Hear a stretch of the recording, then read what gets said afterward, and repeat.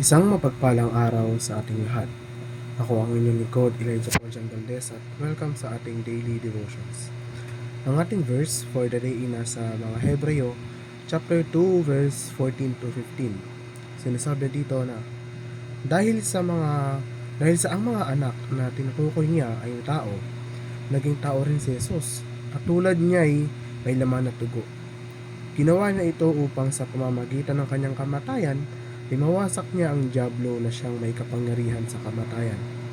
Sa pamamagitan din ng kanyang kamatayan, ay pinalaya niya ang lahat ng tao na buong buhay niya ay inalipin ng takot sa kamatayan. Ang kamatayan ay isang pinto sa pagkikita kay Jesus.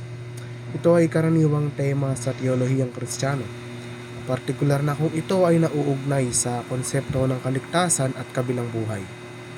Ang kamatayan ay hindi ang katapusan, ngunit isang bagong simula. Ito ay isang konsepto na ginalugad sa iba't ibang spiritual at philosophical na mga tradisyon. Ito ay madalas na nagmumungkahi na ang buhay ay nagpapatuloy sa ilang anyo lampas sa pisikal na kamatayan sa pamamagitan man ng reincarnation, kabilang buhay o pagpapatuloy ng espiritu ng isang tao.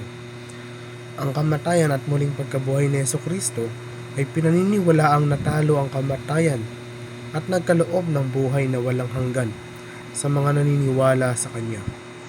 Ang tagumpay na ito laban sa kamatayan ay isang pangunahing prinsipyo ng pananampalatayang Kristiyano na nagpapahiwatig ng pagtagumpayan ng kapangyarihan ng kasalanan at ang pangako ng kaligtasan. Ang pagtanggap sa kamatayan bilang pintuan sa ibang buhay ay isang paniniwala na ang kamatayan ay hindi isang wakas, ngunit isang paglipat o simula ng isang bagong pag-iral.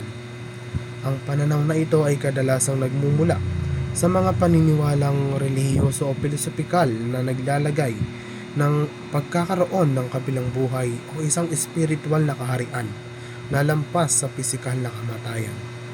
Ang ibig sabihin ng walang takot ay maging matapang at matapang, handang may pagsapalaran at harapin ang mga hamon nang hindi natatakot sa takot.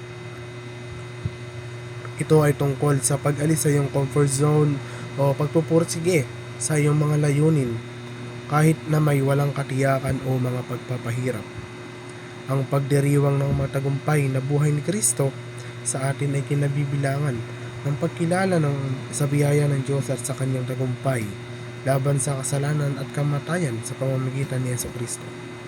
Ito ay isang tawag na yakapin ng kalayaan, kagalakan at bagong buhay na magagamit kay Kristo. Muli, ako ang inyong lingkod, Elijah Ponjan Valdez.